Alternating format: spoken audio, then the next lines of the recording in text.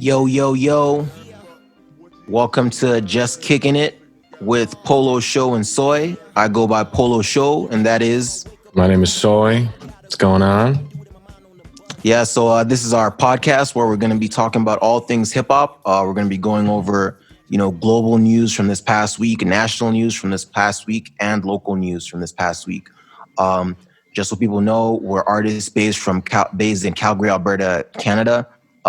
We make music as well, and we're trying to put on our city. This is just some more content we're doing, just to feed that audience. So without further ado, let's get right into it. Word. So global is what we're starting with. First global news today is the Joe Rogan podcast signing to Spotify for a reported 82 million pounds, which is over 100 million US dollars. So pretty crazy numbers. We've never seen anyone sign directly to Spotify. And what Spotify is saying as well is that, so basically come September 1st, all his content is going to be removed from YouTube, Apple Music, everywhere else. And it's going to go exclusively onto Spotify. And then Spotify is going to create a video division just to accommodate him, right? And then, from there, Spotify is going to be in direct competition with YouTube. So I guess the question is, do you think this is going to be a trend? Is this the end of record labels? Is this because if we can get money from Spotify, why would you sign a deal with a label? Right.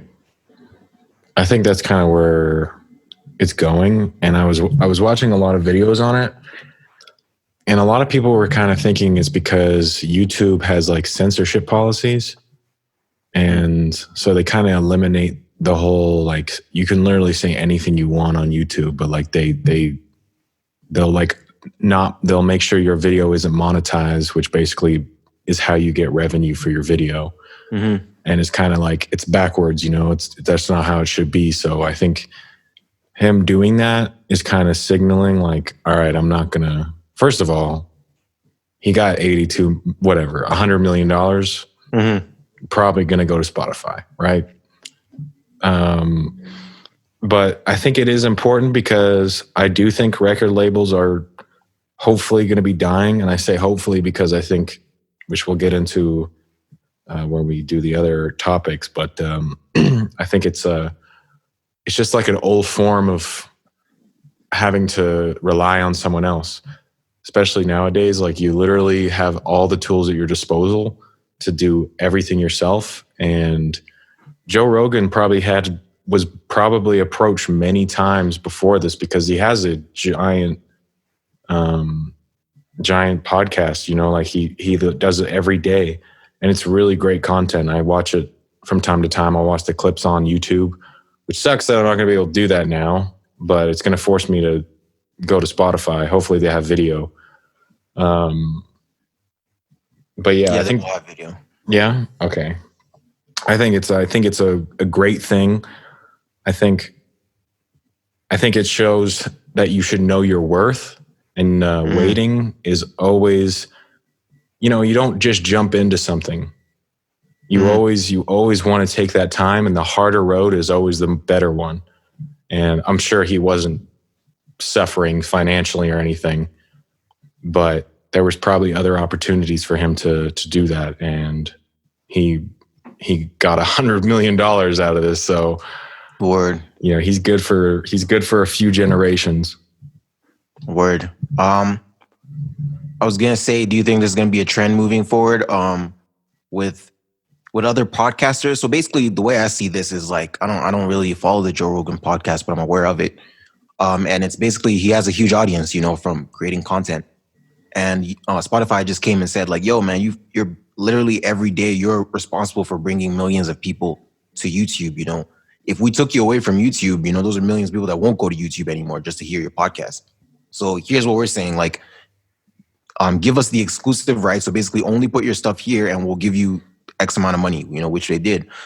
So I'm just thinking, is this going to be a trend moving forward because obviously Spotify is doing one thing I saw was that Spotify was valued at 30 billion US dollars before this deal with Joe Rogan, and just by simply giving him $100 million, the company is now valuated at 35 billion.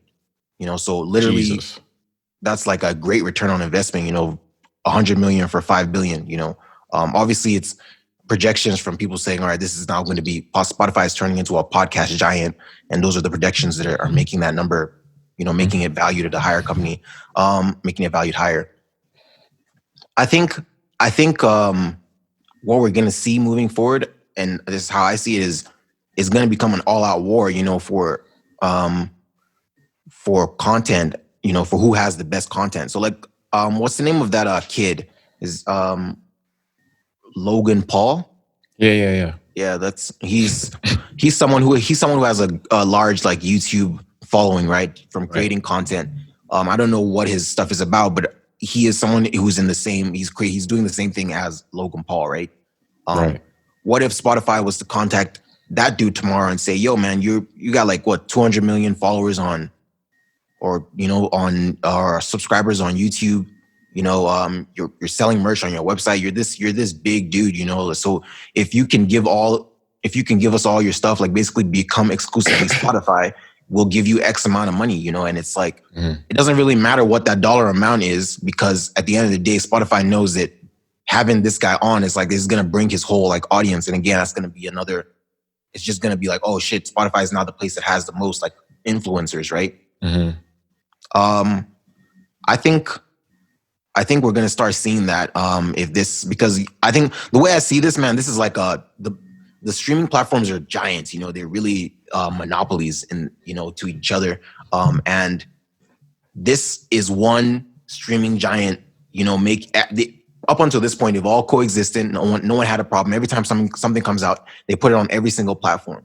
But this Spotify saying like, yo, that one dude is so good with his content, like we have to have it to ourselves exclusively. Spotify saying that is now like all bets are off between them. Now YouTube can be like, yo, Drake is doing really well on Spotify. Let's offer that dude $1 billion and tell him only put your music on YouTube, And I mean, I don't know how that might benefit Drake. I feel like Drake's fans are on everything, but $1 billion cash for one album exclusively, I'm sure Drake can make that work.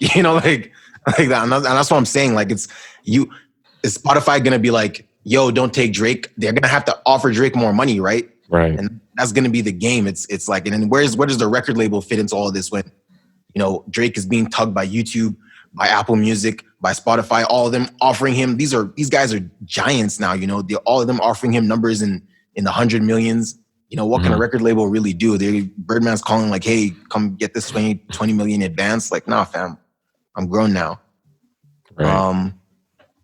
So yeah, like I think that's what's gonna happen. Like this is like, I think the YouTube board of directors see this as a blow. Like, yo, that was one of our biggest guys, and Spotify just came and poached him out of nowhere. He didn't even talk to us. We gotta fight back. Now it's kind of like what we're seeing with the like Netflix and Amazon Prime. It used to just be Netflix and chill. It used to just be Netflix. But then with the introduction of Disney Plus, Amazon Prime, HBO, all these guys, we're noticing like with the introduction of Disney Plus alone, like Netflix lost a lot of their movies, right? They lost a lot of like the Avenger movies. They lost a lot of like their Marvel, like the stuff they did with Disney. And that's, again, it's the same thing, right? Like that's a high value, like that's something that's giving you guys a lot of traction. But now that we exist, we're going to take that exclusively for ourselves. So anyone who was coming to Netflix to just watch it there now has to become a Disney Plus subscriber, and it's again, like we're just seeing the rise of these streaming companies. I just, for me, when I look at this, when I saw this story, I don't know much about Joe Rogan. But when I read the article in full, I was just like, yo, this is pretty much it for record labels, because I feel like up until this point, it's been, the reason why Spotify wouldn't have a direct relationship with an artist is because the labels are intervening. Like, no, we got this relationship. But because Joe Rogan is not a musician, and we keep talking about this in reference to music, because Joe Rogan is not a musician, he's a podcaster. That's why they were able. He wasn't with a label, right? So they were able to just approach him directly. But we know from an artist standpoint that, it's going to be pretty soon where the first artist signs one of these deals, where it's once a musician signs it, then that's when the change. That's when it's got to be a big musician, though. Oh, of course, it's got to be a big musician. Like it had to be a Joe Rogan to give him 100 million. It couldn't be anything else or anyone else, right? So it has to be a big musician. It'll probably be like an Ed Sheeran or a Drake. Like that's how I see it. It will be like yo, Ed Sheeran, every time you drop an album, you know it's gonna fucking run up the numbers here. So look, just give us your next album. I'm not saying all of it. Give us your next album exclusively on Spotify, and we'll give you fucking 500 million. You know, Right. I'm sure Ed Sheeran will be like, yo, I can, fuck it. I can let you guys take it for 500 mil. You know, whatever. That's crazy. But yeah, that's crazy, man. We're definitely at the tipping point. I felt like with this pandemic happening, it's put us in a position, where the music industry is changing. We've noticed that as artists as well. Like even doing this podcast, we've had to adapt. I just think with this Joe Rogan news, it's just more signs that the times are about to change. Right. I believe that as well. It's like with everything else, man. I think there's a lot of really good things that are going to come out of this, but I also think I don't know really what the bad side of it would be. I guess just not having it everywhere. Like I would not want, like, if I had an album, it'd be tough. And say I'm like a huge artist in the future, right? And I have this album, and they approach me and they're like, "Yo, we're going to give you some astronomical number for like what you said I can't imagine it would be one album though. You think they would do? Oh no, and that's the thing. Like so with Joe Rogan, it's basically like the rest of like moving forward now. Your content only comes out on Spotify, which is weird. Obviously it's for a time period. So that 100, it's like an NBA contract, right? It's not 100 million for the rest of your life. It's like, maybe it's 5-10 years. I don't know what it is. Really? I didn't know that. Yeah, it won't be just till he dies. He has to keep putting shit out. Like I thought it was just till he dies. I'm like, damn, you are Spotify now.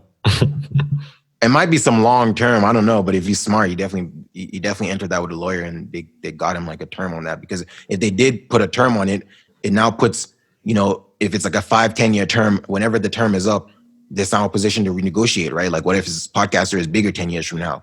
Is he gonna have to just keep getting that same 100 million every time? Nah. He's gonna finish and then be like, all right, you can see we grew this much in the last 5 years. I think we deserve 150 now. Right. Yeah. Bargaining power. That's crazy.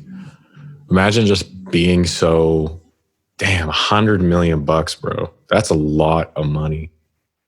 That's a lot of money, man. Like this story is so big because literally Joe Rogan as a podcaster has now made more money from Spotify than any musician has.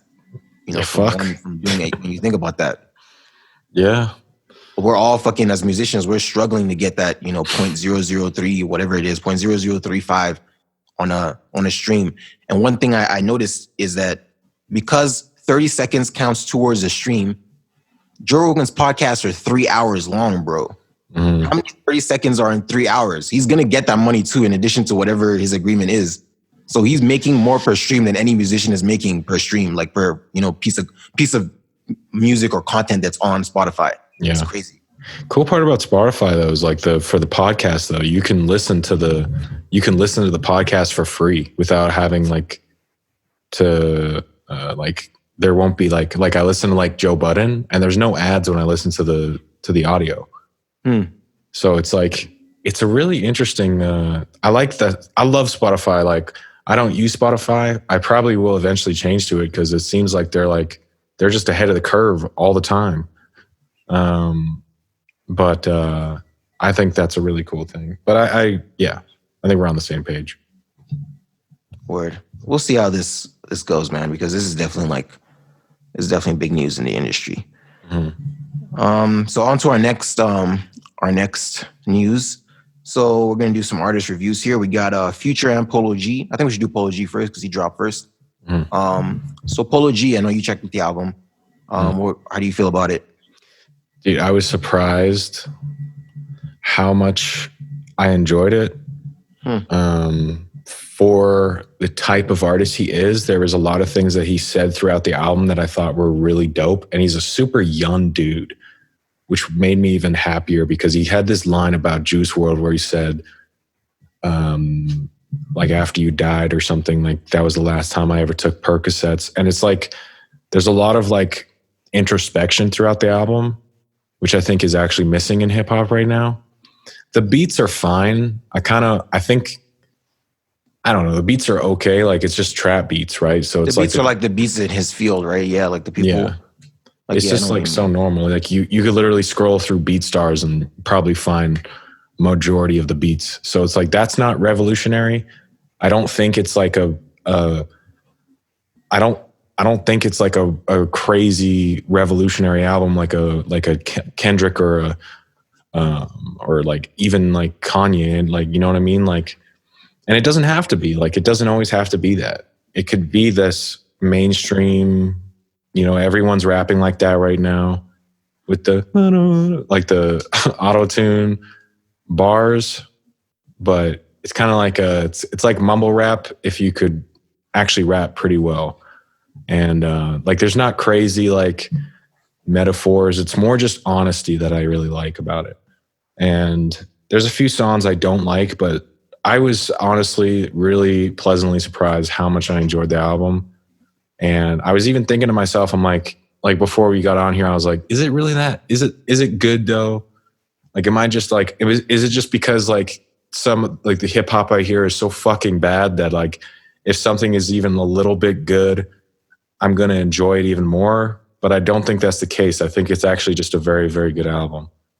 And I Word. think credit needs to be given when credit is due. You know what I mean? Yeah. Yeah, man. I definitely agree. I listened to the album in full, and I felt like definitely a lot of maturity. I listened to his last project as well, and yeah, I feel like for someone in his lane, like or in the new like the new younger generation of rap, I don't know what we're calling it. Um, he's definitely I feel like he's definitely like a shining star among his peers, right? Like I feel like um he's rapping, it's not like punchline heavy or anything, but it's like he's telling you his past, he's talking about, being in the trap, talking about how, you know, the transition from the street life to music has changed him. And I did like yeah, I really did like that bar about Juice World as well. He's also from Chicago. So just even showing that respect is dope too. Mhm. So yeah, Word. I thought it was a pretty solid project as well. That would be my only critique is yeah, I did feel like a lot of those beats were just like, I could find these beats on like who I feel like his contemporaries are like Lil Baby, a Lil Durk, G Herbo. I Mhm. just felt like I could find these beats on their projects, it's like they're all, you know what I mean? So um aside from that, I really did enjoy the project. I felt like, he's like one of the new guys, and I feel like it's in hip hop, it's so normal to just be like, oh, those new guys are mumble rapping, but Mhm. oh, he's doing his thing. Yeah. And he's so young, which is like a really great thing as well. Just to have that influence on the younger generation. You want to hear a rapper like him who has the persona of doing drugs or whatever. And then he's talking about like being sad about doing them and like kind of like overcoming struggle. And it's just like, I think it's just a really great thing for hip hop. Like I've talked about this with you separately, where it's like sometimes I feel like, honestly, not sometimes, that is missing in the game a lot. And that's to me what hip hop is really, for me, what it's always been about is that real shit, you know? But yeah. Word. Yeah. So I think we both agree that Polo G had a pretty solid album. Mm-hmm. Agreed. Word. All right, let's get to this other one. So Future's project. So Yeah, disclaimer, I wasn't able to get through this whole album, man. Like I just felt like just dragging on for me. I'm not really a Future fan prior to even listening to the album, but it's definitely like it's what's going on in hip hop right now. So I had to check it out. A couple tracks I like. I really like the intro, "Trapped in the Sun." I really like "Too Comfortable." Um, I like that too, actually. yeah, there's a couple vibe ones on there. But yeah, I'm gonna let you take the wheel here because I've only had positive things to say so far. I'll bring the hate. I can do that. I can be the hater. Well, first of all, I want to say the song "Life Is Good" with Drake. There's a noticeable difference on the quality of song. When you hear Life is Good, like it's a really great song, to be honest. Like I listen to it. It's hard for me to listen to music nowadays, like newer music, but I had that. I was listening to that for a little bit, and the video is awesome. I actually prefer Future's part. I just like the way he comes on the beat and shit. But then I didn't listen to this like in full. I like put it on, skimmed through it, and I was feeling some tracks, like the ones you were naming I really liked. But it really is just an album of whatever the fuck this is. This man is toxic. This guy doesn't give a fuck, which is cool. Do you? This is not for me. He has a line where he says he got raped, and he just skims over it. He's like, this bitch tried to rape me, so I'm just going to put out a hit on her. I'm like, what? He said at one point, his lyrics are hilarious because I'm like, is this real? Is he really doing this shit? Did he get raped, bro? He just skimmed over it. I'm like, dude, what the fuck? And then he has this one thing where he's like, if he cuts a check for $5 million, I'll blow him. I'm like, what? That was a line. I'm not even kidding. And like if someone cuts the check for $5 million, he will blow them or they will blow him. Dude, I think he will blow them.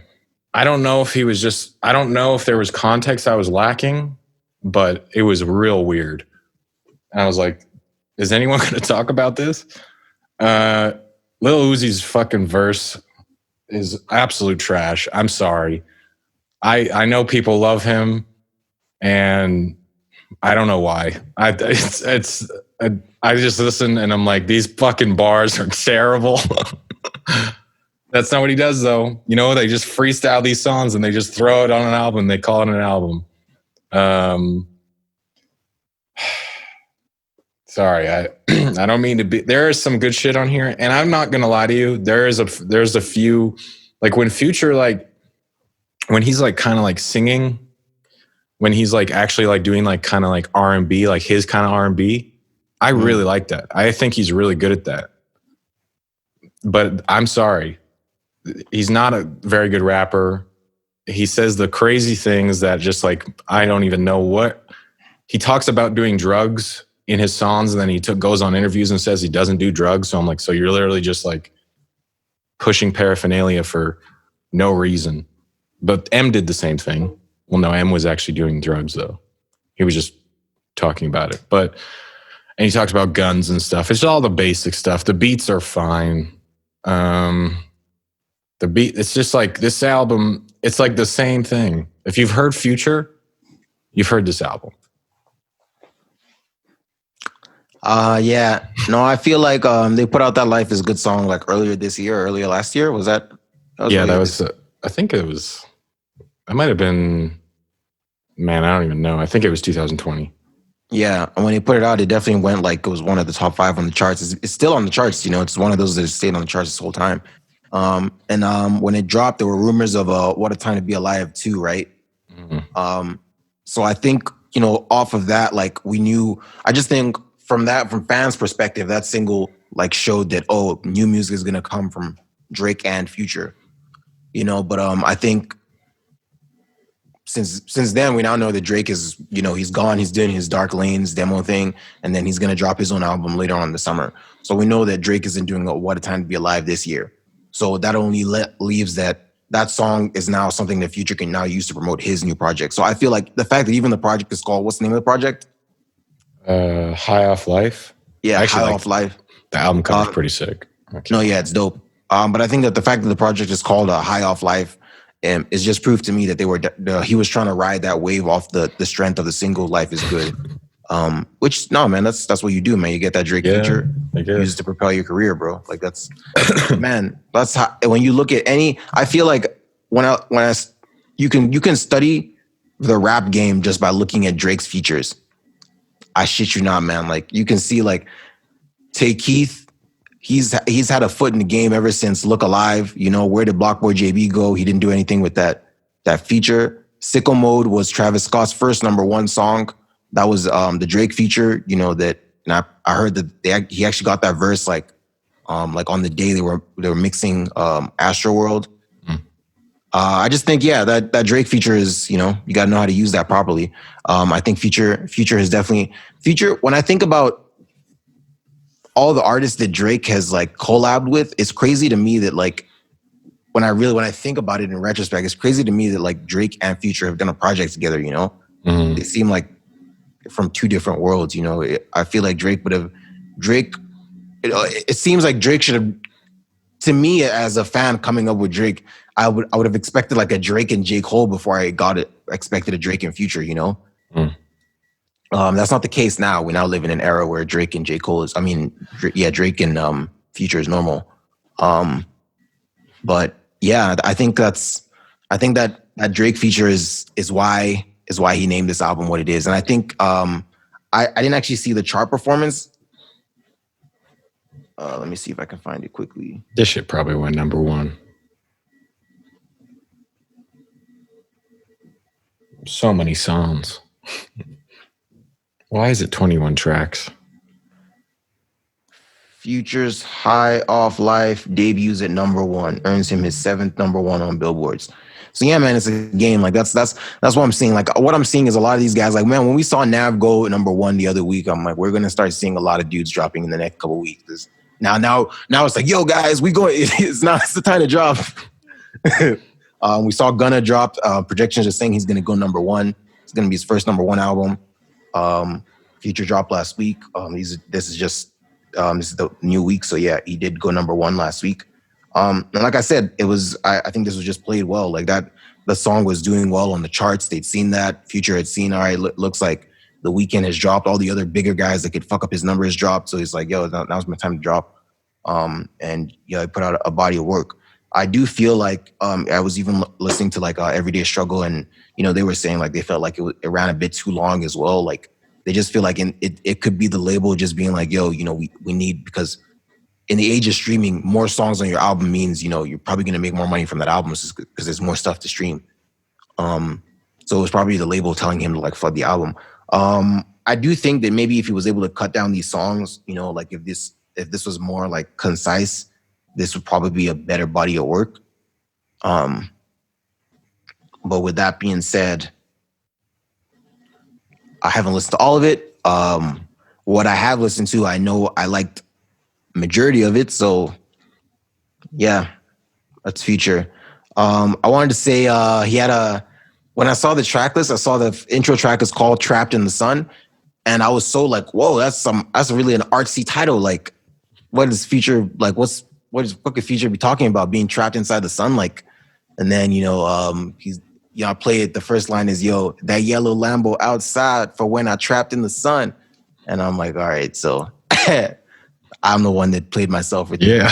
Why did you ever expect that? That being said, though, I do like that track. Like there's some good songs on here, man. There's gonna be good songs when you put out 20 fucking one. Yeah, something's gotta stick, dude. Yeah, they're gonna like one of these. Oh my god! It also did go number one because of the Life Is Good is already like it basically it came out and it did 100,000 because of one song. It's that streaming bullshit. Stupid. Yep. So yeah, that's how I feel about Future's album. You have anything else you want to add on that? Absolutely not. All right, so we're gonna take it away from hip hop a little bit here. We're going to talk about the Zack Snyder cut of the Justice League film. You probably know more about this. I kind of just been seeing it in passing. But yeah, sure, I can give a rundown. Basically, I'm a big DC guy. I like DC lore. Well, I don't know if it's a lot more, but overall, I like DC more than Marvel. And I'm one of those guys. I loved Man of Steel. I know a lot of people don't like that movie. I loved it. I liked BVS when it came out. It was a mess kind of, but then the director's cut came out, and Zack Snyder's notorious for releasing director's cut that are much better than the original movie. So I really liked BVS director's cut. And then Justice League came out, and that shit was trash. Not because it's just like bad. It's just like it was just so cluttered with everything. It was too short. And you know what's crazy? It was 2.5 hours long, and it was too short. That's how you know there was just too much happening. Yo, man, the movie was garbage because for me, as a huge fan of comic books, because like, yo, how Superman is going to die in, you know, the last movie in Batman versus Superman, you know, killed by Doomsday. That was the epic climax to the movie. You know, Superman dies and everyone shows up at his funeral, all that shit. And then literally not even like 15 minutes into the new movie, you guys have brought Superman back like it was nothing. You know, like, it's like, you know, it's just like, come on, guys. You spent the whole movie killing him last time and now he's back in 15 minutes.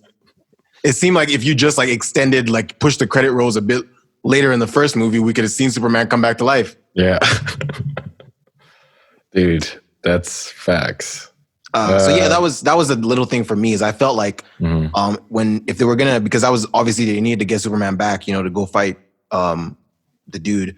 I felt like they could have, you know, they just made it seem like it was yo, we could just bring Superman back like that. You know, it didn't take much effort. Right. I felt like they could have built more into it. So I don't know. Do you think the director's cut is gonna touch on that? Fuck, I don't even know. I think it's gonna be 4 hours long. They're saying it's going to be like episodic, which is pretty cool. So it'd be like 4 episodes, 1 hour episodes. I'm going to watch them all at once, but yeah, I thought it was just going to be one long thing. What do you mean 4? Well, that's what I was hearing. Like for like the Hateful Eight on Netflix, they did that where they had like, it was basically like 4 different episodes of like hour-long episodes, but it's like just the movie, right? But it's just a cool way to kind of break it apart. Feels like a comic book. I'm gonna watch this. Yeah, they did that. I just learned that when I was like kind of looking over the Snyder Cut stuff. I saw some YouTube videos talk about that. I mean, I don't know if I'm like. It's just funny because there was like this whole thing on Twitter for so long. Because I also follow a lot of movie stuff as well. I love movies. I love film. And there was this whole topic about the Snyder Cut. It was like, release the Snyder Cut, release the Snyder Cut. I'm sure you saw it, even just like scrolling through Facebook, whatever. And the fact that it's coming out now is just like determination, dude. It's like, bro, I feel like I hated Ben Affleck as Batman. I don't know really how you feel about that. No, man. I just felt like he didn't respect the character, man. I just felt like he wasn't trying to be Batman. You know, like I could see it in the role. Like I feel like that's the general consensus about, you know, Ben Affleck's performance there. Like, you know, they're making a Batman solo movie, but he said he didn't want to do it anymore, right? So now Robert Pattinson's doing it. I don't know, man. Like they should have never gone Ben Affleck to be Batman, you know. And so with that decision already, makes me question Zack Snyder. You didn't like him in BVS? No, bro. What? No, bro. I thought he was good in BVS. No, man. Nah, we need to have another discussion about this. But Word. I feel like BVS could have been a better movie. I feel like I don't know. I just feel like Ben Affleck could have just. Okay, you know what? Let me not even say that. Ben Affleck was decent in BVS. Mm-hmm. I hated him in Justice League. That's the one where he was like, "Yo, I can't do this. What are you doing, man?" Yeah, the movie overall was pretty terrible, to be honest. Let's be real. Yeah, that's why I'm like, you know, for me, it's like I will watch the Zack Snyder cut because at the end of the day, I'm a comic book fan and I will watch whatever the fuck they put out with, you know, Justice League on it. But man, to be honest with you, bro, like from what we got from that 2-hour movie, I don't know if them giving us another 2 hours is going to make it, you know, is going to change what I saw. You know, it's like, right. It might just upset me. Like, it just gets worse. Yeah, I don't know, dude. I don't really know how they're gonna like. You can't just like the movie was already bad. Like, how are you gonna like? If it fixes, what is it gonna fix? Like, is it gonna fix the performances? No, I don't know. Maybe there's a lot more story. I believe like for me, like if it took, because that was for me. I remember being in the theater. Yeah. And you know they did that whole thing where they brought Superman back so quickly. You know, and I was just like, yo, I was ready to just walk out of the theater when that happened. Like, I shit you not. Like, I was like, I cannot believe like, yo, this man was dead, and they just said, all right, yo, we just need to get the gang together and we'll bring him back. Like, he was literally bad for like 10 minutes. I was like, what? Oh, like, yo. So I think for me, like, that was like that's when I knew early in the movie that I was like, I'm not gonna like this. So I feel like if this director's cut can address that, maybe like one of those hours is gonna go before the fucking 10 minutes before Superman comes back to life. Yeah. It's an actual story that leads up to it. Then I don't know. We have all these things, as comic book fans. Even watching it, we definitely know that there could have been more detail into the story. It definitely felt like it was rushed. So yeah, we'll just have to see, man. I'm not like super excited. I am excited to watch it, just because I just want to know if it's good. Even if it's good, I'll be happy. If it's just good, I don't even need it to be like amazing. I just want it to be like watchable. Because Justice League right now is not even, I can't watch it. Yo, man, I'm a huge DC fan, man. Like, I am like a huge DC fan. And it pains me to say that, as far as the TV show game is going, DC is killing it. As far as the comic book game is going, DC is killing it. As far as the animated movies is going, DC is killing it. But as far as the live action world is going, the MCU is untouchable, man. Like, that's, like the fucking last movie, Endgame, that's literally the biggest box office in the history of Hollywood. Like that's how good their movies are doing. I just feel like if this Justice League movie was the competition to Avengers, then like that's what I was comparing it to in my head the whole time. So already it being bad for its own standards and me comparing it to Avengers, I'm just like, nah. For me, I just feel like they should just fuck all this Zack Snyder, extended cut shit. Like, they need to just redo the movie. Like, they just need to. That was not a Justice League movie that I want my kids to watch. That's how I see it. Like, that wasn't it. Hey, man, maybe it's gonna come out and it'll be maybe it'll be awesome. Fingers crossed. Fingers crossed, man. Like, I feel like I think you started this by saying you really liked Man of Steel. I actually watched Man of Steel yesterday. I liked it as well, man. I feel like, and because of my love for Man of Steel, I know that Zack Snyder has it in him, to deliver to the comic book fans. But from my assessment of BVS and Justice League, I don't know. Right. Yeah. So hopefully this cut is it. You should watch the director's cut for BVS. It gives more detail on Superman and stuff. I think there's like a lot of missing parts in it, and it kind of gives just fills in more details, and it makes it a better movie. Yeah, I'll definitely check that out. Like, how much longer is that one? Oh man, it's probably like 3.5 hours or some shit. I just feel like I might have seen it. Like, where did you see it? I bought it like when it came out. Oh, it's one of those things you have to get it like on a DVD. Yeah. Or like you can probably stream it. You could probably find it on like. Do you have like a gaming system? No. Okay. I can figure it out. Yeah. You probably stream it online. Yeah. 3 hours of streaming online. Yeah. R.I.P. So yeah. I'm definitely gonna check out that Snyder cut. I know you're gonna check it out as well. And we will definitely talk about it in another podcast. Whenever it's out, yeah. Word. So that concludes global news. Word. So you want to take us to the next segment? Yeah. So we're doing national. We're all from, or me and Sho are both from Calgary, Alberta. We live and reside in Canada. We love Canada. So, with the coronavirus and stuff, not a ton of stuff is going on. But there is just enough that we can grasp straws and we can grab it. So we talked about this last week for global, but we're going to relate it back to national because Justin Bieber is a Canadian citizen. He got involved in this whole 6ix9ine bullshit. First of all, I'd like to say, fuck 6ix9ine. I will keep going. For some reason, I put stock into what he said. He was talking about the numbers being twisted, and then Justin Bieber, Ariana Grande, and an actual dude from, is it Sony? I think.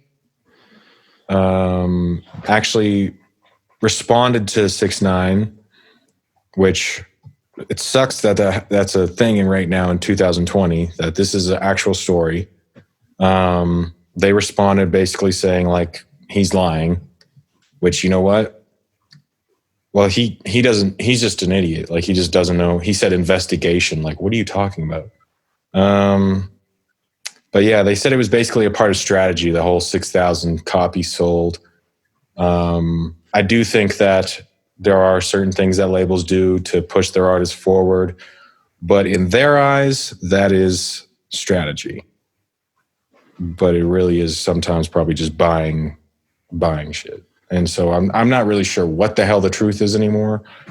But I will never again take anything 6ix9ine says seriously. A word. Yeah, man, definitely. Like, I watched Everyday Struggle, and they talked about this situation. And definitely one thing that we didn't even like, and that's how we put too much stock in the shit that 6ix9ine says, is like, he showed us in that video, like, yo, these are the numbers from last week. And like, I'm pretty sure those were notes. Like, those were notes in his phone. Like, we didn't even like, no one was like, yo, this is a reputable website. Yeah. What are we thinking? I don't know. I'm ashamed. Like, you know, I noticed this because someone in like the Everyday Struggle comments like pointed it out. I was like, yo, those like documents, those investigations, those were just notes in his phone. Like, why are we having a like conversation about this? Oh, for real? Oh my God. But yeah, so just that, you know, we definitely put too much stock in this guy. He's a fucking troll. But with that being said, even on Everyday Struggle, they had said like it's a known fact that this shit goes down in the industry. Mm-hmm. From what I believe, and again I don't know, but so it's an Ariana Grande song that was put out with Justin Bieber, so it's not a feature, it's an like Ariana Grande and Justin Bieber, so it's their song, and it was like it's not like a single for either of their albums. It was like a single for some kind of cause. I haven't even heard the song. And what 6ix9ine was saying was that he was supposed to have the number one spot because of his whatever new track, I forget the name. But last minute, Ariana Grande and Justin Bieber, their team, purchased 6 credit cards and used those 6 credit cards to buy $30,000 worth of units, which was just enough to boost them over 6ix9ine in the last minute. Doja Cat was also on top of 6ix9ine. I don't know why I didn't bring that up, but yeah. So he was in the number 3 position, and he was just like, yo, they cheated him out of that spot. I do feel like, to some degree, I don't know. I don't know about this scenario, right? But I do know, we know for a fact this happens in the industry. This definitely happens in the industry. I do feel like once you're in the top 10, you're now in a, I think I talked about this last week. You're now in a position where you can, where you can bribe, bully, whatever you got to do, sleep with someone to get to number 1. Like that's, once you have to get in there. You can't, that's how I say, you can't be in the Billboard 200s, be at number 199, and then you're trying to buy number 1. Nah, people are going to know something's up. You got to already be there, and then try to buy it. Like, from what we know about the world, corruption, the way like things work, whenever there's like one structured thing, like Billboard is just supposed to be this one entity that collects all the data, and they're just supposed to be completely like clean. They don't take bribes or anything. Unlikely, fam. Like unlikely. Mm-hmm. So I think that it does happen. There are songs that frequently end up at number 2, or it's looking like it's going to be projected at number 2, but the label is like, nah, let's just get those last couple units. I think I found it really interesting that what 6ix9ine had said was 6 credit cards was used to purchase 30,000 units, and they had responded. Both Ariana Grande's team and Justin Bieber's team had said that those 6 credit cards were used to purchase units, those last couple units, but they were used to purchase, how would I describe it? Like bundle units, so basically a bundle is, and that's something that's, and I learned this about Nav as well. Like, so he didn't actually, those 132,000 that he did in sales wasn't all music. So you can bundle your music in this age of streaming, where you can be like, yo, here's a shirt, and here's a keychain and a CD, and that's $100. And because you spent $100, that money is gonna be broken up and count towards more units of my album sales. So this is what Nicki Minaj was complaining about with Travis Scott. When her album came out, she was just saying, that Kylie Jenner had boosted, Kylie Jenner, having this huge platform is boosting Travis Scott. But also what Travis Scott was doing was he was doing bundles. So whatever he sold, a large portion of it was because people were buying merch, and that counted towards sales, right? Where Nicki wasn't doing any kind of bundles. So her units were just strictly music. Right. So it's kind of crazy, man. It's kind of crazy with this whole thing. But what I wanted to say was, with what Justin Bieber's team and Ariana Grande's team had said, was that the units were I felt like they said this very technical thing. They said that, you can only use a credit card to purchase, I don't know if you saw this, like 4 units, right? And whereas what 6ix9ine is claiming is that they use the credit card to purchase 6, whereas the limit says, because if you're using a credit card, if one credit card purchases more than 4, then you're now a distributor, and that's not going to count towards your units. So it has to be 4 minimum with one credit card purchase. I found it weird that they got really technical. Obviously, they were trying to defend themselves because 6ix9ine was like, "Yo, this is how they did it." But they were like, "Yo, those 6 credit cards that he's talking about, they didn't do anything illegal. They did the limit." But I was just kind of like, "Yo, how?" So he was right about the 6 credit cards, So, and that kind of made me raise an eyebrow, on both sides. Right. I don't know. It's pretty weird, man. It's pretty weird. But at the end of the day, we know this stuff is happening. Right. Yeah. Also, like, I was thinking about this. Did you know that 50 Cent released a book? What's it called? Let me look it up, actually. Well, he released a book, and basically he was taught, there's a passage. There's like a part where he talks about Lloyd Banks and Tony Ayo. Mm-hmm. I don't know if you saw. There's like an audio version online. Let me get the name of the book. It's called Hustle Harder, Hustle Smarter. So most likely a really good read, and probably a lot of game in there. I'm probably going to end up copying it at one point. I'm a huge 50 Cent fan. Even though he's the biggest troll in the world, he's also one of the smartest people I've ever witnessed in my life. He basically talks about Lloyd Banks. And he basically says, like, Lloyd Banks was reluctant to get into the new wave of how things are done. And he was talking about how Lloyd Banks wanted to do like what Pac and Biggie did. He doesn't want to do these Instagram lives. He doesn't want to be on Instagram. He doesn't want to do the social media shit. He's like, well, Pac and Biggie wouldn't do that, right? So he was reluctant. And so with stuff like this, where you see like people doing bundle deals or whatever it is, it's just an evolution. That's just the game. You got to adapt. It's better. Like, it's cool that Nicki Minaj raised those points, because at the time it was probably happening before that, though, to be honest. It's a good thing to raise those points, but it's also like, well, you know what? You should have seen it and you should have done the same thing, because they're not gonna stop doing it, right? Like, you have to adapt. You got to play the game.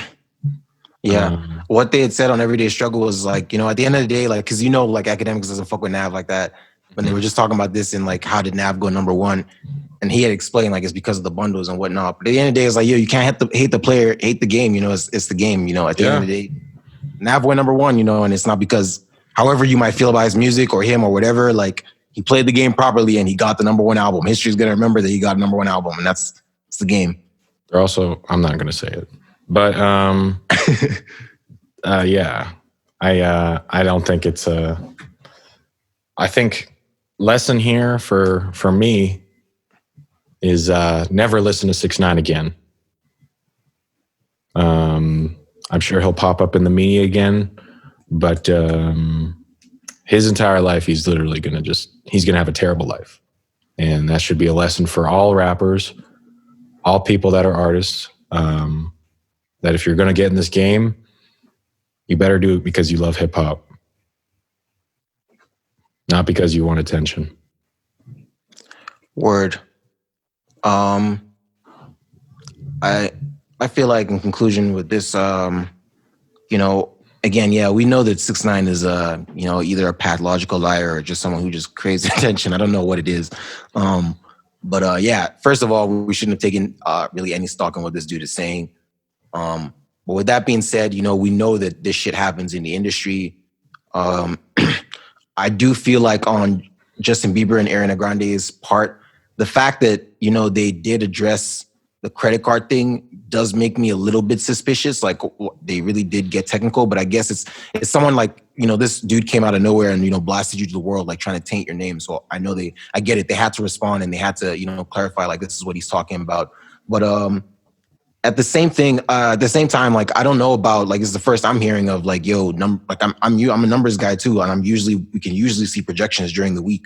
Mm-hmm. Just like Gunna just dropped, they're saying he's gonna go number one because they have estimates and stuff like that. So I don't know about this. Like this is the first I'm hearing of we held our numbers to the last minute, and all I'm saying is like something's fishy, is all I'm saying on both parts, and no one's gonna fucking investigate 6ix9ine any further. No one's gonna go investigate Ariana Grande and Justin Bieber. It is what it is. Like I feel like we're not gonna talk about it anymore. But it's like, it's always gonna be something that's known, right? Like we've always had our inklings about it. Maybe it will come up again in the future, but I feel like as artists, it's good that we're aware of this now and cautious of it. Mm-hmm. Yeah. Totally, I agree. And to call it a fucking, what did he say in the post? He said it was strategy. What was the strategy?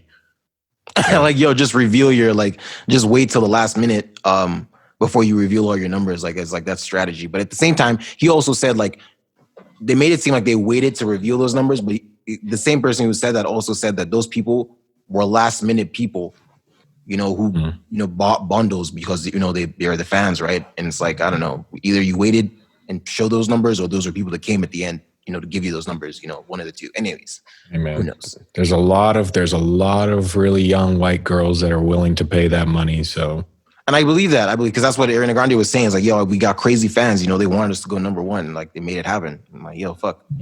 Right. Who's gonna argue with that? All right. That was a good discussion. I really I enjoy things like that. Next thing for national, we're going to be talking about Tory Lanez new song Temperature. I'll give you a little history with my experience with Tory Lanez. I really, really enjoy his album Memories Don't Die.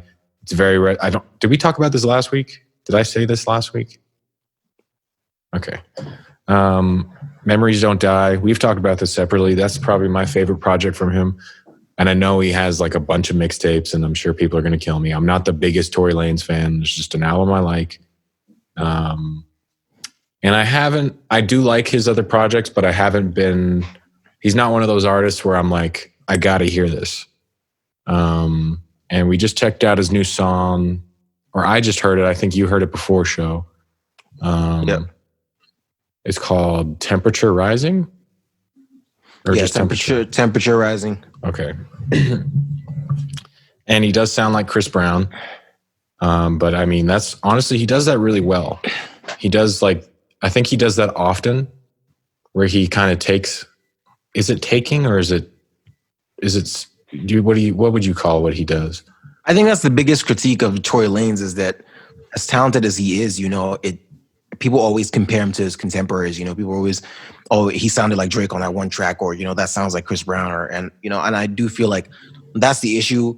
I feel like that's the issue with him. Like he's only put out Memories Don't Die was his sophomore, so he's only put out 2 albums. But I do, and I've heard both of them. I do feel like I have that same criticism when I listen to his albums. I'm like, all right, this sounds like a Drake track. This sounds like Travis Scott has done this. It sounds like you're dabbling in everyone's style, but you don't have a set thing that you're doing. And I think that's what's gonna make like Tory Lanez is internationally known. Like he's still he's one of the biggest artists from Toronto, but I think he still has like a wall, a ceiling he has to break past. And that ceiling is just, putting out a record or a body of work that's going to be like, stuff that people can say that's Tory Lanez, because it's, we've heard Tory Lanez do the Island stuff, which Drake did. We've heard Tory Lanez do the Weekend stuff. He does like trying to sing high. We've heard him do Chris Brown style. We know Tory Lanez for being this jack of all trades, but we don't like, what is your lane, Tori? And that's what we're gonna see. I think that I think it's a good song because as we know, he had been having some issues with his label Interscope for a while there, and he had announced with the release of New Toronto 3 that that's going to be his last obligation to the label, and he's off the label. So I did notice, I did look up the background for the song, and the song is actually released through his independent record label, One Umbrella. So this is the first song that he's put out, since departing from his label. And I think I like the song because like with that context, like it's a fresh, it kind of shows like a new beginning for him. He had been saying like for the longest time, like, yo, all this shit that I'm giving, like this New Toronto 3, trust me, man, it's just what I got to give to the label, so I can, fulfill my stuff, right? Once I'm off this label, trust me, guys, you don't even know, man. I got that good, like you just, hyping that shit up. Like, yo, like I'm not putting the hottest shit out on the label right now. I'm going to give them what I need to give them, just to fulfill the requirements, but I'm going to put out the hottest shit, So with all that hype, and now he's fully independent, I feel like this was dope. Did you watch the music video? Yeah, I really like the video as well. Yeah, definitely like a very like sexy video, definitely something for the ladies. The song is very reminiscent of like early Chris Brown, I feel, so it's definitely a feel good track. It's definitely a song for the ladies. It's definitely a, what's the word I'm looking for? A baby maker. Yeah. It's definitely one of those. I think this is dope, for the new direction he's trying to take. And I think that if he can carve out his, like, now that he's an independent artist, because I understand those pressures of being on a label, and your label is like, yo, fucking Drake is from your city and he's doing these numbers, where you at? And now you have to fucking put out an album that sounds like Take Care. But I feel like if that was the case, and now he's not with a label anymore, and now we're about to see, independent Tory. This is a Tory who is fully, in control of all his, is fully in creative control, right? And he's going to give us the music that he wants to give us. There's no kind of like corporate, upper level influence on it. I think that if we get a project from him it's a Tory Lanez project, it's like his own lane, like we're not comparing it to anyone else or any of his contemporaries, then I think that's what's going to take him to that next level where, we can start putting him in conversations with, the guys that we know are in that conversation. Yeah, I agree. Yeah, I'm kind of, because I don't want to like take away from how talented the dude is, like what he does is amazing. 100%. Like I don't want to take away, like, yeah. I don't know. I think you were saying it accurately though. Like I don't think I'm not, and I don't think you are, like saying that he's not super dope. Like there's so many songs of his that I know that I love. But I agree. I think once he does that one album, that's like, oh shit, this is what Tory Lanez is. That'll definitely take him to the next level. We'll keep it Toronto. Roy Woods dropped a EP. It's been like 3 years since his last project. Yeah, his album. You checked it out. I listened to a song called what's it called? I Feel It. Mm-hmm. That's the last track on the EP. How'd you feel about it? You kind of had more time with this. I thought it was good. I thought it was like, it was his music. I'm just trying to find the name of this project here. Discography. I thought it was okay. I really don't like the cover art very much. Yeah, I don't like it either. So the project's called Dem Times. I think it's 6 tracks. Yeah, like I felt like it was just, it's really like a teaser is how I see it. Like just to remind fans that like, yo, this is what my music sounds like. Really nothing to stick with, honestly. Like that's how, like, when I listened to it top to bottom, I was like, oh, Roy Woods, it's been 3 years, and I'm like, listening to all the tracks like familiarized me with his sound again. I'm like, oh right. So if he's gonna drop something after this, I'm like, all right, I'm ready. It almost seemed like a taster, like a tester for something that's to come. So that's kind of how I see it. So really, like, I don't think there's any like real takeaway tracks to me. The track that we just listened to together was I Feel It. How did you feel about that one? I didn't. I'm not gonna do that joke. Oh my god. But I'm gonna do it. Fuck it. I wasn't feeling it, man. I'm corny. I don't know. It's just not for me.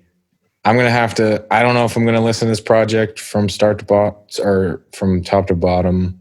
I can honestly tell you, as someone who's heard it, I probably won't be listening again. Okay. But yeah, like this is not as good as like his 2017 project was his debut studio album, Say Less.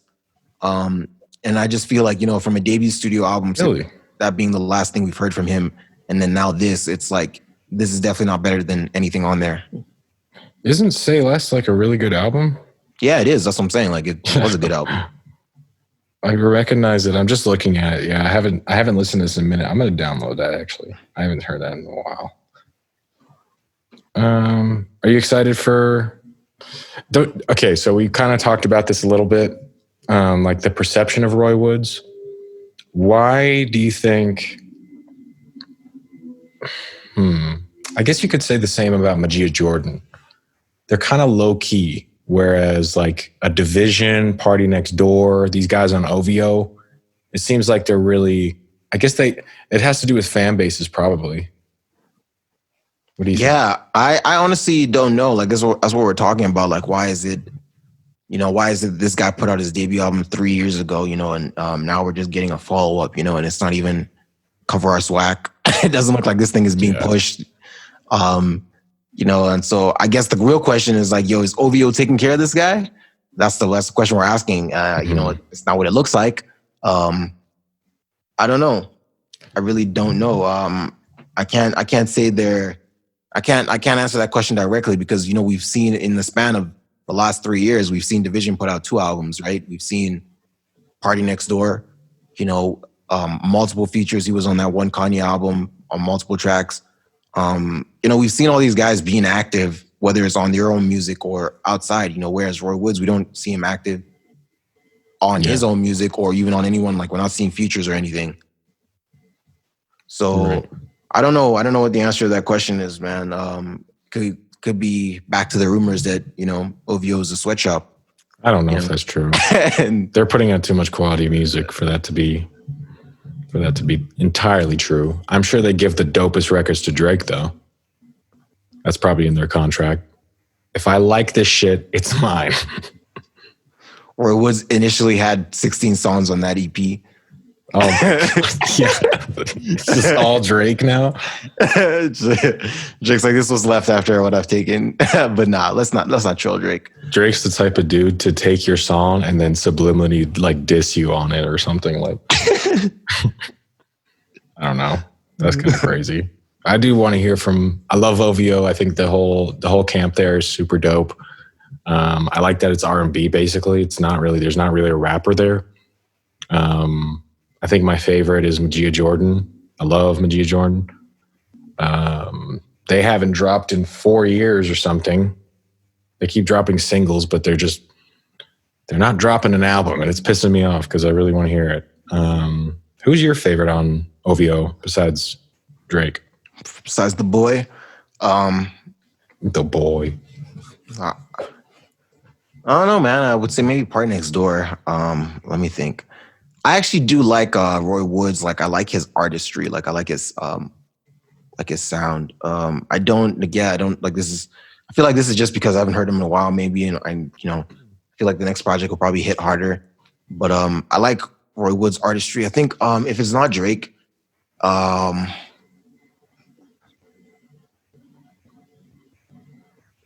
if it's not Drake, I'd have to give it to Division or Party Next Door. Probably Division. Yeah, Division for sure.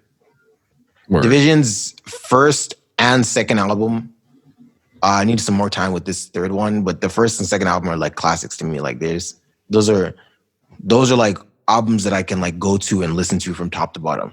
100%. Yeah. Morning After, especially, is like, Yeah. it's not a bad song. All right, cool. That's national. We want to do some local. Maybe Word, give word. Anyways, you go ahead. Word. So yeah, local news. This is only our second episode, so moving forward, we're definitely gonna try to link up with more artists. Either get some interviews or just get some more information about what people's release plans are this year. So in light of the fact that we are local artists, what have you been up to music wise, Soy?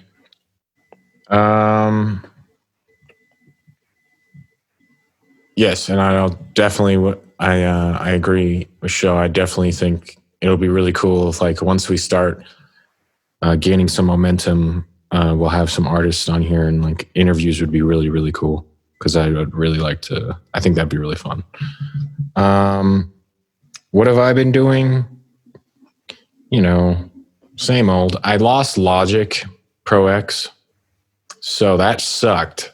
But I was feeling bad for myself for a bit. And then I called my dad and he kind of gave me he gave me a really ill speech about being like a caterpillar and like just coming out of the cocoon and shit. I was like, damn, this is deep. And then I've just had like a light bulb. I was like, I can use GarageBand. And actually you texted me, Show, and you said, it's not what did you say? It was really dope, man. It meant a lot. Not to get all soft, because we rappers here and we men. Where is it?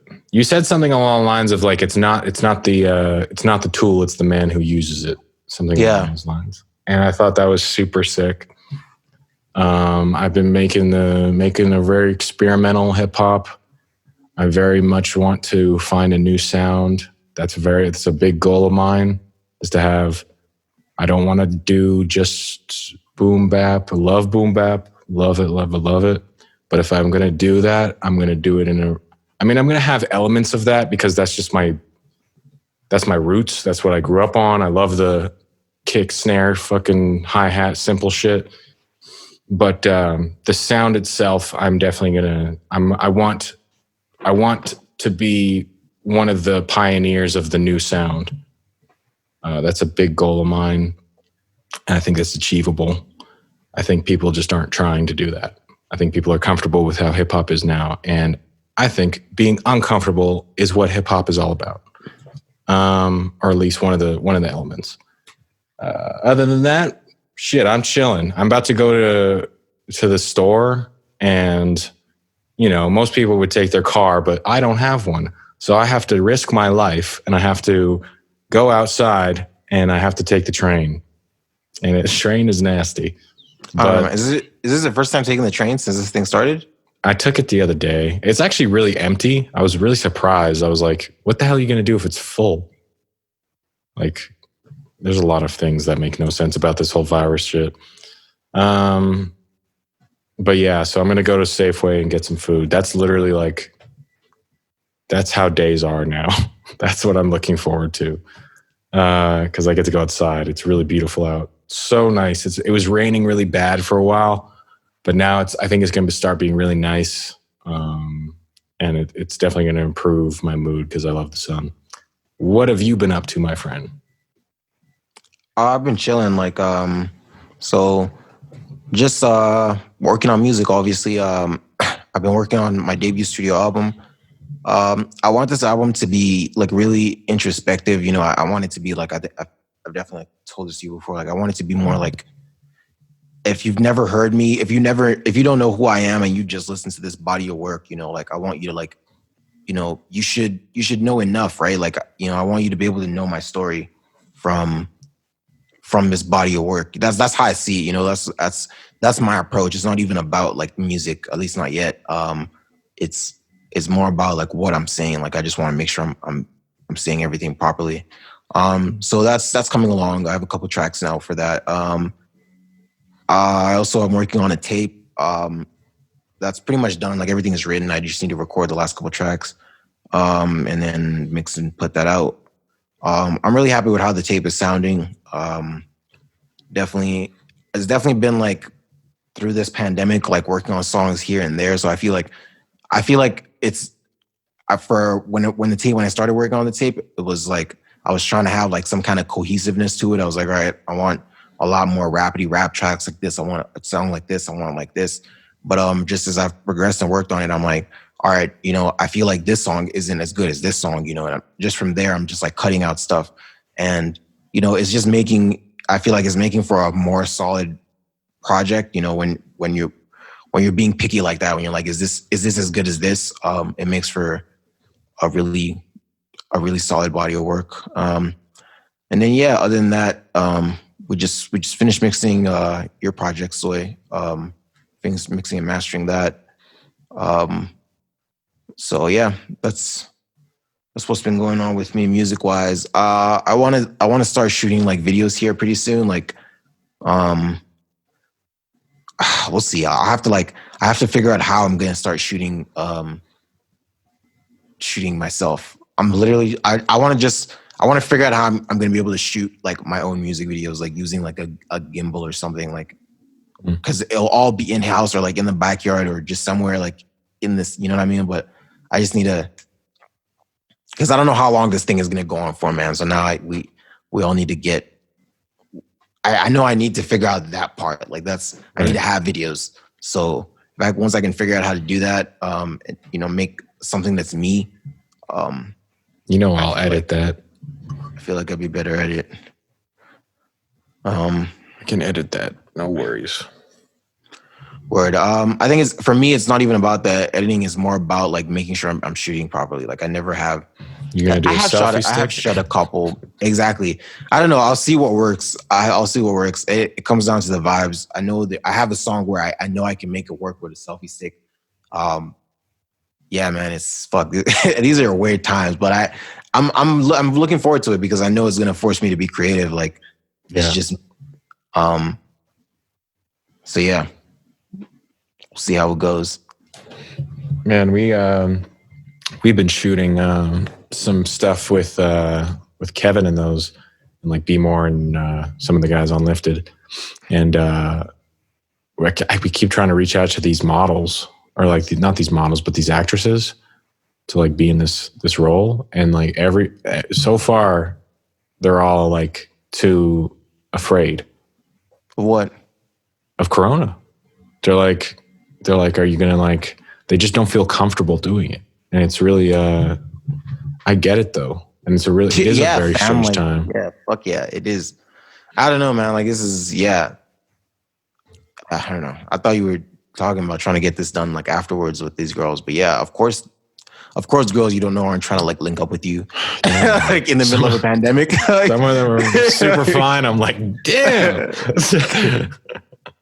You think you're the only guy hitting them up like, hey, you want to link up during this pandemic? Yeah, let's shoot a video. No, I'm just kidding.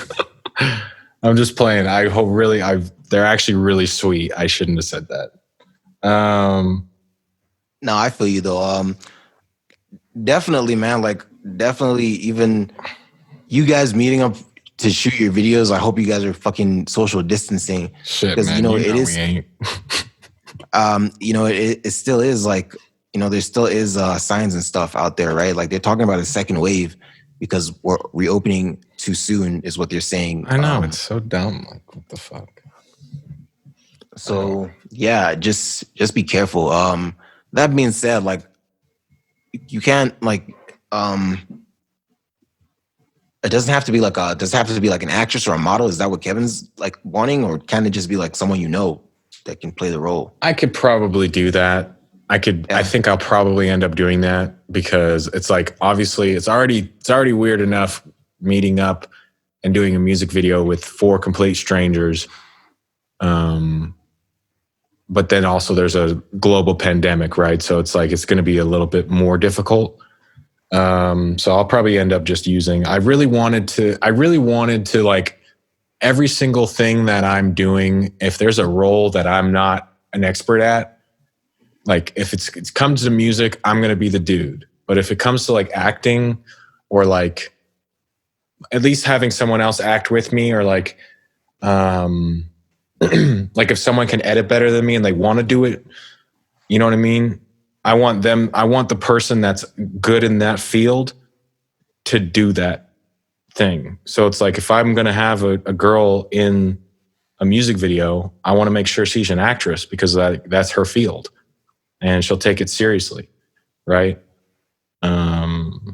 That was kind of my whole perspective. But now it's like, shit, I might just call my friend and be like, hey. Yeah, man. Like that's outside. That's how you got to do it, dude. There's no other choice. Like, yeah, I'm looking forward to seeing those videos. Kevin seems like a cool dude. He's nice. Did you guys shoot this week? We're going to be shooting on Wednesday. So that'll be fun. I think we were going to have a chick there, but obviously she canceled, which is totally cool. And I had a bunch of other girls that I could hit up, but I deleted Instagram because Instagram is awful for mental health, especially now. So I'm just saying, you know what? We'll get the shots eventually. Or I think right now we're gonna do some other stuff. So, but yeah, cool. We kind of got a little sidetracked there, but that's okay. No, yeah, that makes sense. I mean, we're still talking about music stuff. What's going on with our music and whatnot. I've also been taking like a couple music like marketing, like training programs. Just trying to get my knowledge up on how we can market the stuff we're making. So yeah, I think that's what every artist is doing during this time is, trying to grind,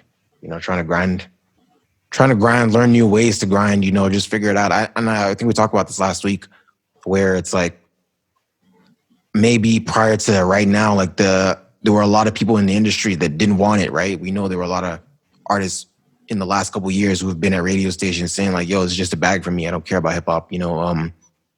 I feel like with this pandemic and this whole thing going on, it's like, it's going to weed out, the people that don't want it that bad, because like, it's going to be tough, right? Like it's right now, like all these rappers who are used to never saving money because like they get 200 grand a show, and they could just blow it the next day. And like, now it's like, yo, no one's doing shows right now, like, so it's all of that, so it's going to come down to who really wants it, and that's who's going to make it out at the other end, and so the artists, the independent artists, or even the artists that are on it are grinding, learning extra skills right now, looking for ways to, create more content, looking, just trying to be creative, just working on their craft in this time are the ones that are going to make it out on the other side looking good. That's how I see it. The final thing we were going to talk about for local is reopening the city. We kind of touched on this a bit, but how do you feel about reopening the city? There's lots to talk about. Second waves. Like, I don't know. Are you going to go get your hair cut? Like, are you going to be able to go to a restaurant? Like, exactly. Like, these are. I'm just. Yeah. Why? It just kind of adds confusion. You know what I mean? Like, it just, especially for people that aren't going to educate themselves and like aren't doing research. I watch a lot of, and honestly, sometimes you never know. Like, I get it. I totally want the gym to be open more than anyone. Promise. My body is fucking flab. This shit is crazy because I can't go to the gym. I know I could do push-ups, but damn it, I like the gym. I wish I could go, but it's like it's a small sacrifice. So you got to think about it. Like some people might get it and die. That's a real thing. And it's like, I'm not trying to be a cause of that. And man, you said it. That's exactly it, bro. That's exactly it. It's not the first time people have asked me in the past week, like, yo, man, you want to come out to this? Like I've had a lot of texts from people. It's like, that it just seems like they're oblivious to this thing, and I'm just like, for me, it's like, that's it. What you just said, like people will die from this thing. Like we know that now. It's a fact. The thing is here. Before it was like, yo, it's not in Canada, but the thing is here. We've known places have been hit. People will die from this thing. And it is your choice whether you want to be one of those people or not. Like, that's really what it comes down to. Like, when we know now that people will die, you know, so it's like, if you don't sanitize, if you're not taking those extra precautions, you're not social distancing, all that stuff, like, you're putting yourself in that position. So, yeah, man, that's exactly what you just said there, bro. Like, people are dying from this thing, and it should not be us that are dying from it. You know, like, that's, you know, we're going to look back on this. We're going to, like, when this is all said and done, we're going to look back on this period of time, you know, and, you know, it's going to, I don't know, it's going to be like, I don't know how to describe it, like a kind of like a, you know, bow your head type thing. I don't want to compare it to anything else because but you know what I mean? Like, it's going to be like when we bring up the coronavirus of 2020, you know, it'll be like, yo, bow your head for all the people that we lost during that time, right? Because it was a serious thing. Like, people are saying this is comparing this to like a population control. Like, literally, human race is just dwindling down. Like, we're not dwindling down, but we're losing more people than we should be losing every day. It's almost like population control. Yeah. This shit is crazy, man. That being said, I agree with what you just said, bro. I don't want to get this thing. Yeah. None of us should get this shit. Fuck that shit. And I'm going to be real too. A lot of people are like, yo, I want to go back to work. I do not. Fuck work. Yeah, I don't have work to go back to. Like, but yeah, dude. I just think it's dumb. It's also like, you think it's dumb that they're reopening? Well, it's like, I guess it's not, because it's like, go at your own risk. But if you're going to set up these rules where I have to go into a restaurant and someone's going to have to wipe down the table, and it's going to be like this very meticulous thing where you can only have 6 people like in the restaurant. I know what you mean. It's like, what the hell are we doing? Fam, you better off just sitting at home if it's going. Yeah. This isn't what it was like before. Like, you're not getting tips. Who's going to tip you? Like, you can't. They got to save their money. There's no jobs. Even the dude that wants the tip isn't gonna want to exchange cash between you guys. Not I got $5, but like, I don't want to like kill you. So yeah, can you just put it in my fucking shoe? Like, I'll wash it later. I saw that video on CTV. This chick was doing basically getting her money like laundry. I was like, what the fuck? It makes sense, but like, that is a lot. I'm not trying to wash my money. Did you see the one on CTV of CTV Toronto where they're asking this chick about, like, you know, so, you know, like, masks are mandatory now or whatever. Why are you not wearing a mask? And she's like, oh, I'm not too concerned, blah, blah, blah. And then this random dude just comes up and like makes out with her. And then I shit you not, bro. Like, and then goes, this is CTV.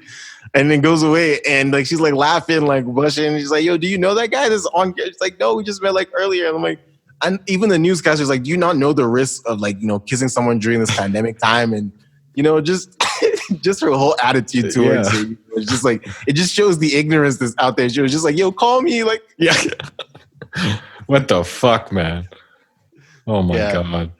So, I know what you mean, man. Like, I feel like you worded it so well there. Like, I feel like, it's definitely a play, like what it is. And same thing is happening in the US. We will be safer if we do a couple more months inside. Everyone would continue this quarantine.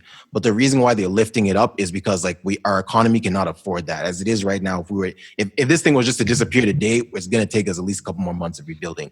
You know, right. So that's why they're like, yo, we need to start. You know, if we want to have normal lives when this thing is over, we need to keep the economy going.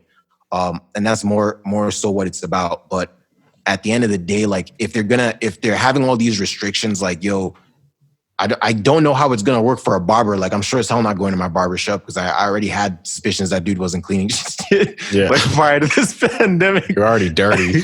You know, he was just, you know, I'm not going to my barber shop. I don't know all these like restrictions about, like, you know, the restaurant or whatever. And I'm just like, I think about this girl, or, you know, that chick that you're talking about with the laundry. And it's like, you know, there are people who are ignorant. You know, there are people who, like, they don't understand, like, they, you know, like you've lifted this thing up, but you're literally endangering these people because they don't understand precaution. But at the same time, dude, you kind of have to see it from their perspective as well. Some of these people put their entire lives into these businesses, right? Oh yeah, 100%. And it's like, it's so scary. I can only imagine being a private, like a restaurant owner that has like a niche little restaurant in downtown Calgary. They're probably suffering so bad right now. And I'm hoping, like, it'd be awesome if the government would give them money and not fucking. They are doing that. They are giving them like loans. They are for free. No, but that's not what a loan is. But, they're giving them loans. That's, yeah. I mean, I'm sure it's like a good, like a business loan that works for you or something like that. It will like, it's like, and it's like a relief. It'll be like the COVID relief for small business owners. Right. I'm sure the government is helping, but no, man, I get what you mean. Like, it's like same thing with us, man. We started this year, we're doing monthly shows, right? And then literally that was I felt like this was gonna be a takeover. Like, we're doing shows every month, and then like it was like, literally fucking the hand of God. I was like, stop right there. Like, I mean, there's going to be other ways. There's going to be a few more hustles I'm working on right now that we talked about privately. I'm going to start implementing, and we're making it this year. But no, I 100% agree with you, man. Yeah. Where we are. Yeah. The music's too good now. But yeah, man. So I am going to be the dude that goes to, I have to get groceries. And so I have to go and I don't have a car, so I have to get on the train. So, is there not a save, like anything like Save on Foods next to you? Dude, no, I have to go to Shaughnessy, or I have to go to Southland and walk up. Like, it really sucks, man. But, it's like not too bad, 'cause I don't mind those I like walking a lot of times, especially now. Really the only thing that I would change, like if I could do what I'm doing right now, like be an artist and like work on my music, and like now is kind of ideal. I just kind of wish there was a gym open. That's really the only thing that's like, and restaurants too, actually. I do, and movies. I love going to the movies. That sucks. I have a movie theater right beside me. Now it's nothing. But that's okay. That's really just like, it's like little things that we took for granted that it's kind of like making you realize. Also, like, people are working from home and they're getting their jobs done. And it's like, after this is over, people are not going to go back to freaking 9 to 5 going to, like, if you can get all your work done at home, why do you even need to go into, why do you even need to go to these buildings? I saw Gary Vee.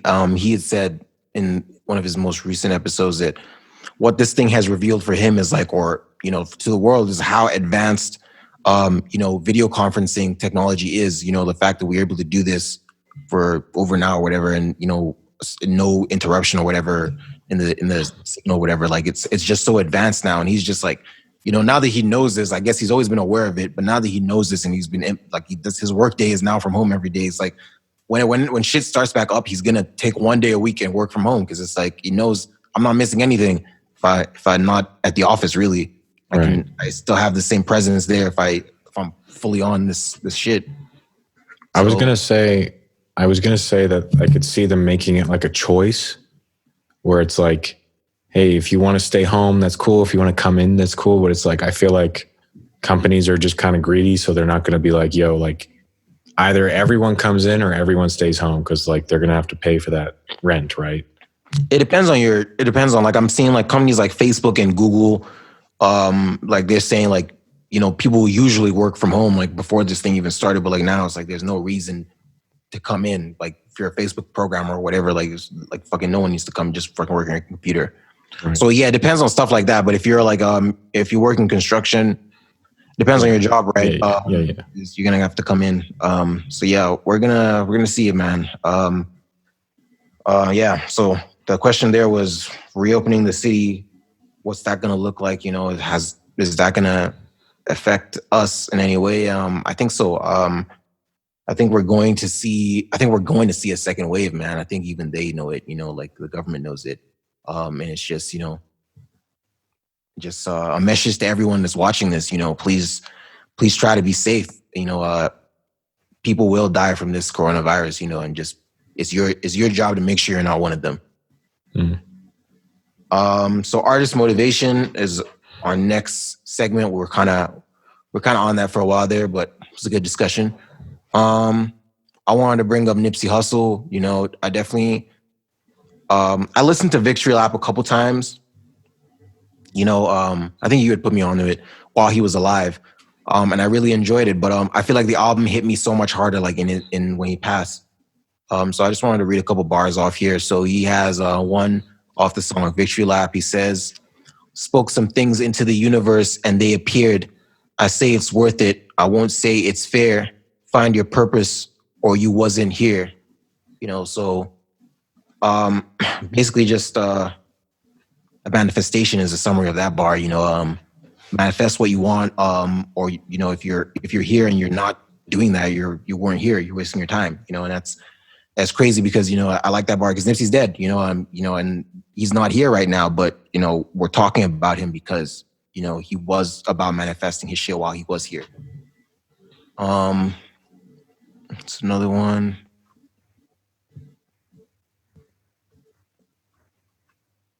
Dedication. This ain't entertainment. It's for niggas on the slave ship. These songs just the spirituals I swam against them waves with. Ended up on shore to their amazement. I love this record because he does this with Kendrick, and they're both from the West Coast, and it's kind of like the song is called Dedication, and it's just both him and Kendrick talking about how they've gone to this point in their careers, and it's from none other than dedication. This is the start of his third verse where he says that, and I just think it's a really slick bar. He says, "This ain't entertainment.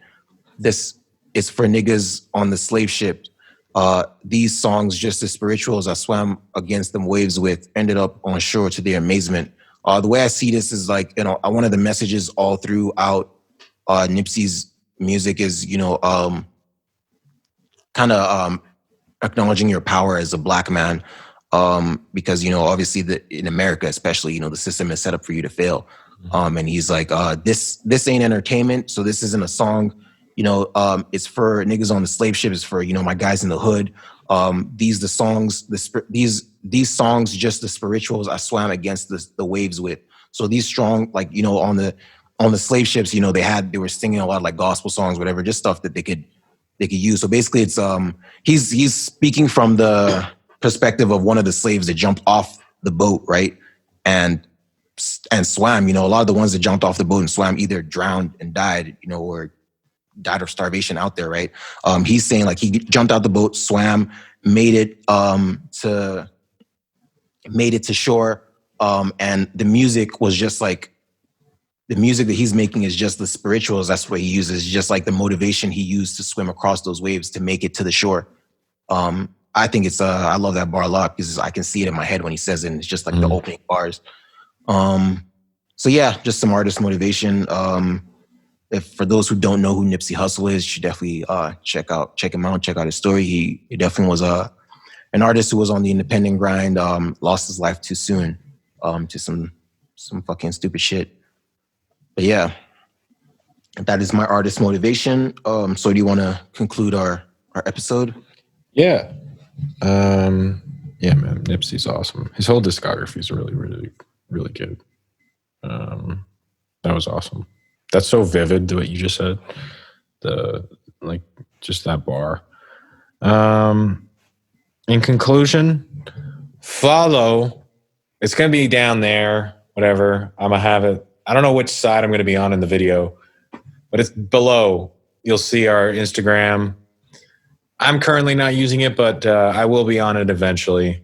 Follow us on Instagram. Definitely subscribe to the YouTube channel because we're going to have more content.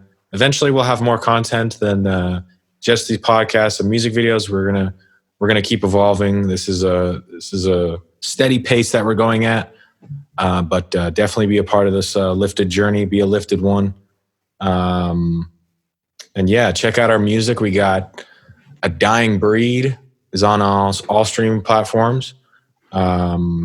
We have Songs About Girls, which is it's an EP, but it's also just it's a really, really, really great album.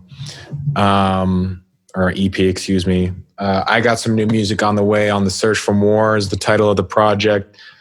Just working out some last minute things, and that'll drop very soon. Very proud of it. Very, very, very. It's actually an amazing project. And Shosho, of course, has his debut coming out. Did you already say the title?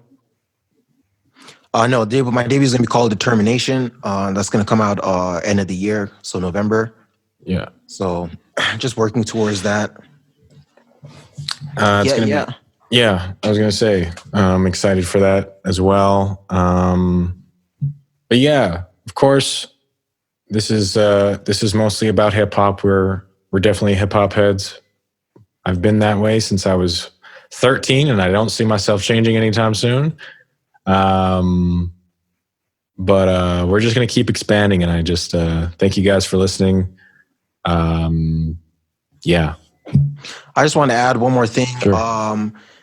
If you are watching this on YouTube, if you could just go ahead and hit that like button, just turn that like button blue for us. It's really going to go a long way for our channel. Also subscribe if you haven't subscribed. If you fuck with this content, word. Yeah, dude. Awesome. Thank you guys.